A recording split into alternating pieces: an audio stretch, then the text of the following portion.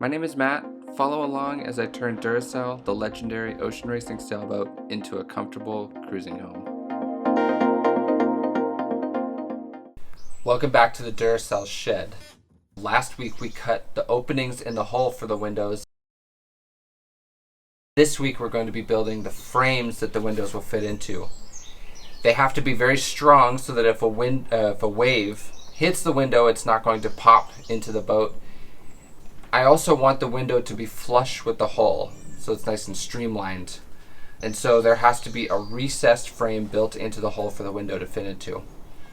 Evan, who's the naval architect that's been advising us, helped us engineer these window frames. How it works is, the core of the hull, which is foam, will be replaced around the window with a stronger fiberglass reinforced foam called Kusa board. You've seen me use Kusa board in other places like the transom and the cockpit coaming tops. I use Kusa when I need an extra strong core material. The Kusa frame is made of two pieces, both 1/2 inch thick. The outboard one will fit the window, while the inboard one will be solid for now. And then we will cut out the actual opening and later install the window itself. So last week I cut out the hull. The first step this week is I'm going to just cut out the inside skin and the core down to a depth of 1 inch.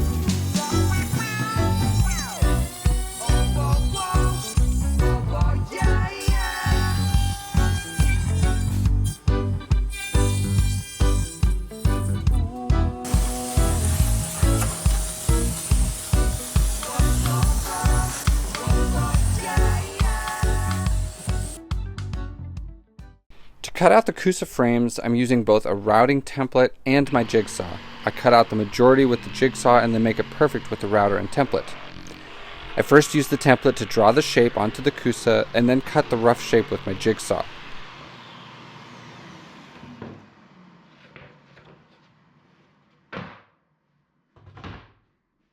Then I screwed the template to the Kusa and used the router table to make the shape of the frames exact to fit the boat.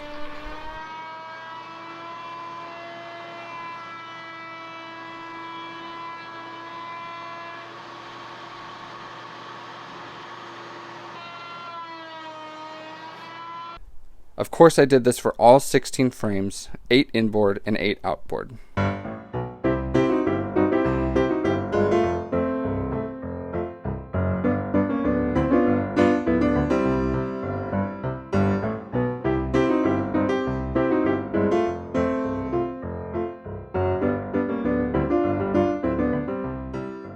The next step is to replace the core that we cut out with a more structural core. And so what we're going to use is this Kusa board, which is this gray stuff. So I've already used my templates to route out. So this will be the outboard side of the frame, which we'll glue in.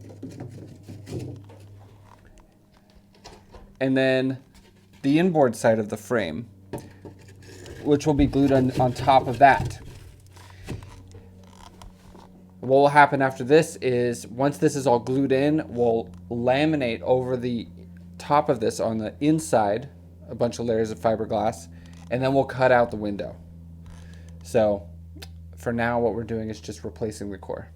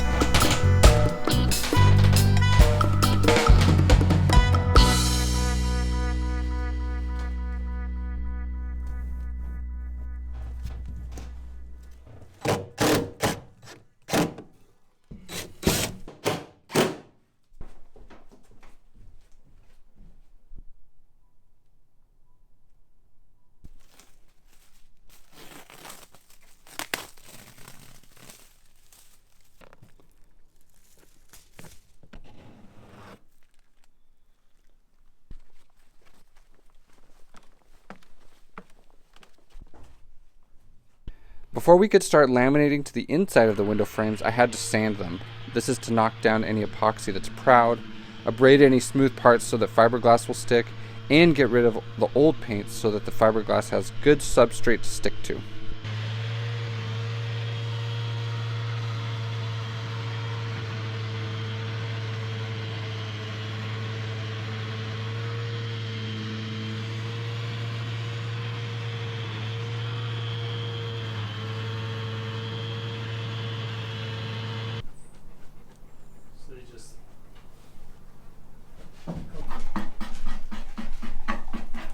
So these Kusa inserts are glued in. This is the new core that makes the frame of the window. And so what we're going to do today is laminate the inside. So we're making a new inside skin on top of these Kusa inserts. So we got the two quarter berth windows today. I'm working on the port side one. Joel's working on the starboard side. After these two, then we just have the V-berth to get done. And then the inside is done, apart from painting, and we can move outside. While Joel and I are laminating, Mom is keeping us supplied with epoxy.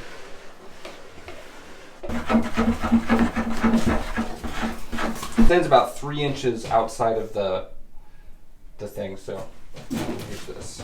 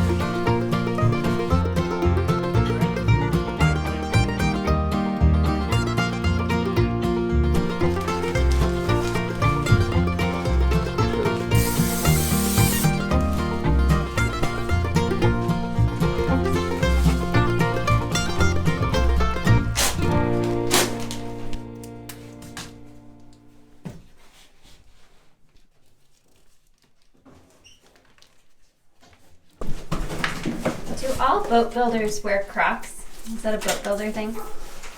They should. They're steel toe, so. Did you say your Crocs are steel toe? Sure. I don't know if you're kidding or not. I don't know. Definitely not kidding. They make steel toe Crocs? Yeah, I'm wearing them.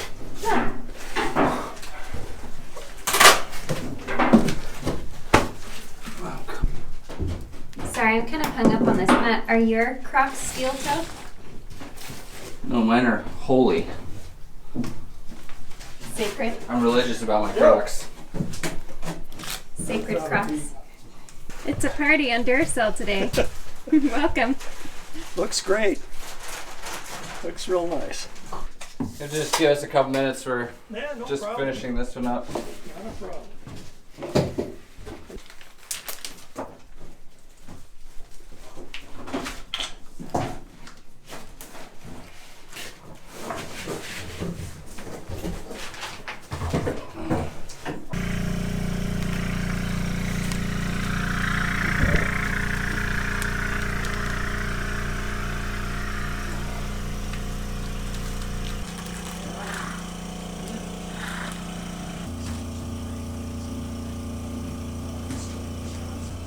Oh.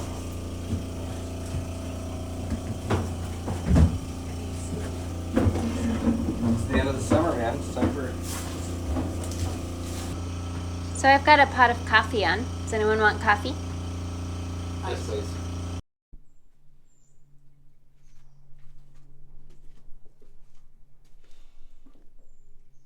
So when I was working on this window, we're back in on the starboard side quarter berth area, and this used to be the ballast tank, one of the ballast tanks, and I just happened to notice that there's this little MP that has been initialed right here in pencil. For those of you that are new to the channel, Duracell was built by Mike Plant, who is a fascinating character, especially in the single-handed ocean racing scene back in the 80s and early 90s. If you don't know anything about him, there's a book written about him called Coyote, and there's also a really great documentary called Coyote, the Mike Plant story. You can find it on Amazon or iTunes, or I think it's even on YouTube. We highly recommend this documentary. It was really well done and explores the whole story of Mike Plant and his sailing exploits back then. So it's pretty fun to find his initials back here in the boat. We found a couple little things here and there, but that one's really cool. Cranston came over to give me a hand laminating over the middle windows in the boat. The vast majority of the time is spent there on the boat by myself or with Yanni on board, so it's pretty fun to have my mom or Cranston or Joel come and give me a hand every once in a while.